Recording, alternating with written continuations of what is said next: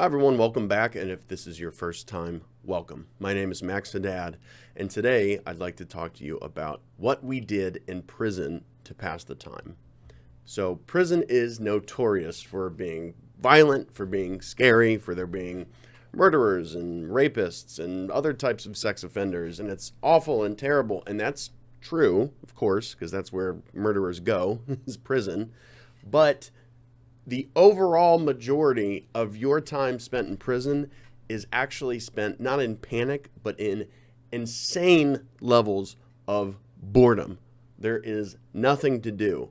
Some prisons, depending on what's going on there, as far as is there gang violence happening a lot, are people following the rules, might provide you with the opportunity to work out at a gym, but you can basically plan on 70% of the equipment being broken, which was the case where I was. Now, some prisons do a great job providing stuff for the inmates to do that's, helps them better themselves.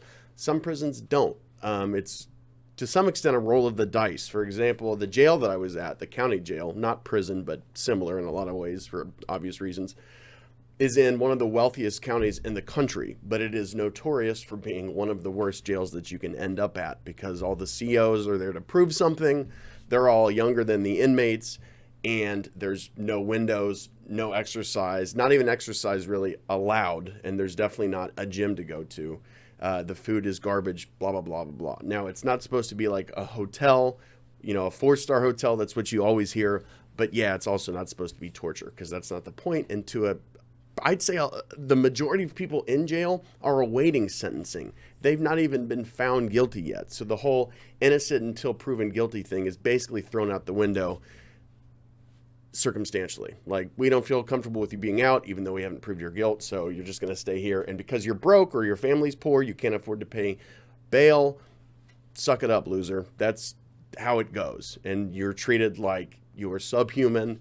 And tortured emotionally, sometimes physically, but that's typically not by the guards, that's by the inmates, without having been found as the perpetrator of a crime. The prison that I was at was better than some as far as activities to do, worse than others. Now, to be honest with you, most prisoners bide their time doing things they're not really supposed to be doing. And I don't mean it's all awful. I mean, a lot of it is playing poker. You're allowed to play cards. You can buy cards on commissary, but you're not supposed to bet anything. There's not supposed to be any gambling. You can't get board games with dice in it, that sort of stuff, because they know nobody's playing dice without betting, but they think people are playing cards without betting. Doesn't matter. Poker, spades, euchre, anything, people are going to be gambling. One of the first things I was told before I got to prison was, don't gamble unless you want to get into trouble at some point. And they didn't mean with the COs. They meant with somebody who I owed money and couldn't pay or whatever. People will gamble ramen noodle soup. They'll gamble summer sausage. All the snacks I always mention have a dollar value associated with them. A soup where I was at in most places costs about 33 cents. So 3 soups is $1. So if somebody bets $1, you owe them basically soup is how it's measured. I know it's crazy. In America, the currency starts at a penny, goes up, nickel, dime, quarter. Basically in prison, it starts at a quarter. The ratio's not right. Don't accuse me of not knowing my fractions. And the lowest currency is ramen noodle soup. And I don't want to get into too many details about the way that people bet, but they'll try to pull one over on you. If something costs 34 cents instead of 33 cents, they'll say, no, that's worth half a dollar, not a third of a dollar, that kind of thing. If soups go up in price, it's a nightmare. You might as well just say, hey guys, go ahead and riot, because people will go insane trying to rip each other off, trying to not get ripped off. It's crazy. So a lot of times prisoners will gamble. A lot of times they will exercise. That's a big one. Now, I just said there's no gym, so how do you exercise? Well, you can't do it on camera, because if the guards see you doing push-ups near your bed, you're in for it, mister. We would go into the bathroom where there were no cameras and, people shitting. That's what bathrooms are for, going to the bathroom in any capacity, taking care of personal business. And we would do push-ups on the ground. Now, we had like gardening gloves that somebody had pilfered from a tool shed at the warehouse where some of the prisoners worked, something like that, because you couldn't, or these weren't, winter gloves. These were gardening gloves. These were gloves for someone to wear if they were working outside that had been provided by the prison, but not to everybody. They weren't readily available. So somebody had snatched these. We had them, so you weren't touching this disgusting ground. But what would happen is all the chemicals on the ground to keep it, clean would burn through the gloves. Your skin would blister off because the ground was rough, and it was also covered in bleach, stuff like that. So your hands were all screwed up from it, and it was still gross. Let's be honest. I don't care how much bleach you pour in a prison bathroom floor, it's still not going to feel super hygienic when you're touching it and putting your face next to it. We'd do push-ups. We'd use the stall, bar over particularly the handicap stall because there was more space, and do pull-ups. We would do burpees. For those of you that don't know what that is, that's basically a squat, and then you jump into a push-up, do a push-up, jump back into a squat, and then jump in the air. If that didn't make sense, it doesn't matter. It's a hard exercise that moves quickly, uses your whole body, and you do it over and over again. We would do regular sprawls, which is basically the same thing without the push-up. We would do sit-ups. We'd have somebody stand on our feet or hold our feet. We'd do sit-ups, crunches, all that. You couldn't really run. You could do jumping jacks, but jumping jacks are not the best exercise, and it also was always a little embarrassing to be in the bathroom. So you tried to do... not to be in the bathroom working on your, athleticism. So you try to do exercises, at least for me, that didn't make you feel like you thought you were at summer camp, right? Does that make sense? So manly stuff like push-ups and sit-ups and pull-ups, not like, hey, jumping jacks. That was always a little, felt ostentatious, like people were just staring at you the whole time, which was partially true because some people thought we were crazy for working out in the bathroom, but lots and lots of people did it. It wasn't like just me and a couple of my friends. It was everybody, because you go crazy from living a completely sedentary life. And I don't mean like, oh, I only got 2,000 steps in today. I mean like 23 hours on a bed, haven't moved, eating gas station food only. You just feel terrible. Your body feels bad. So anything you can do to get some movement in was well worth the embarrassment, okay? Now, depending on the CO that was working, they would occasionally peek into the bathroom, and some of them basically just said, listen, if the sergeant comes in or the captain comes in, you guys have to stop just until they leave. Some of them just said, no, you're not doing it. These were the COs that really didn't have much empathy or didn't really care about the fact that people there were suffering from, diabetes on the way to heart attacks. People were having heart attacks, strokes. Everybody was in awful shape physically. A lot of these people had come in off the street from active addiction, and the best thing they could do was eat well and exercise, but we didn't have a way to do that. Nolly, no, what are you doing? She's a good girl. You damn dog. What are you doing? Go get your bone. Go on. Good girl. Go on. Go. You good girl. Other than gambling and exercising, a lot of what we did was just hang out with each other, talk, complain about the prison, complain about the guards, complain about some inmate that smelled bad or was loud and obnoxious or whatever. We were empathizing with each other by just sitting around bitching about it, basically. But in that situation, in any situation where you're struggling, I think it's good to vent. And we were all constantly venting to each other. Getting a feel for each other, talking to each other about who to stay away from, who was safe, who was cool, that sort of thing. It wasn't all card games that you could play too. I played a lot of chess while I was there. When I was young, my brother Aaron taught me how to play chess. As I got older, and not because of active addiction or anything like that, I just stopped playing chess. I knew all the rules and all that, but was okay at it when I was younger, stopped playing forever, went to prison, sucked, decided might as well work on that. Started playing chess. Lots of people played chess, and you could basically tell who was going to be good at it based on how long they'd been in prison for. The people that had been in prison the longest had had the most amount of time to just play chess day in, day out. And there were some seriously good chess players in there. Really seriously good anything players. Any game that you could play in chess, any game that you could play in prison, all you had was time. And people were desperate for ways to bide that time. And so, chess, checkers, whatever card games there are, drawing, people found, You could order colored pencils off commissary. Some people were amazing at creating things from what was available in prison, which was not much. Cardboard boxes. I built a bookshelf out of cardboard boxes. I'm not saying that was a piece of art. I'm just saying you can get creative with what you've got. If all you've got is time to sit and think, sometimes you have to get out of your head. A lot of times you have to get out of your head. It can be a miserable place to be. So doing anything, keeping your hands busy could be really, really helpful. I spent most of my time reading. I've always liked reading.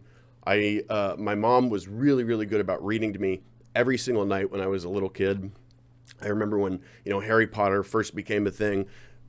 Every night she would read Harry Potter to me. I think I might have taken turns reading, but for the majority she would read, did an awesome job with the voices, all that. So I always loved reading. Now that's something that I can definitely say I got away from because of active addiction. When I was sober, I would read. When I'm sober, I read. I love to read. It's one of the easiest things that I've found I can do to feel like I'm improving my life, right? I don't have to sit and struggle. I can open a book that's challenging, either intellectually or emotionally. I can learn about other people. I can read a fictional book, and that still helps me learn to relate to other people because you're spending time thinking about something from someone else's perspective. And even if that person is fictional, it still helps you to do the same thing with people that are actually alive. So while I was down, there was a library. It was scant. Unfortunately, a lot of the churches, different organizations that had originally stocked this library with books had stopped donating. I believe the reason was that initially, it was much easier to bring things into the prison, like good things. But because of that, some people used how easy it was to bring in drugs, to bring in money for people, to bring in weapons, to, all sorts of stuff that shouldn't be there.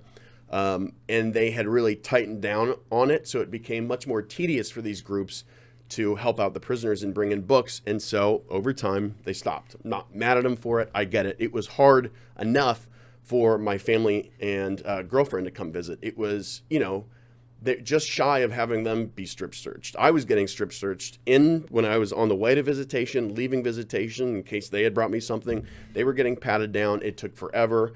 They would be waiting for 2 hours. The guard would forget to tell me and be like, "Oh yeah, Haddad, your family's here to see you." And I was like, "Oh, when they get here, 2? Well, it's 4, so you've only got 30 minutes for visitation." Crazy stuff. It just wasn't the guard's priority.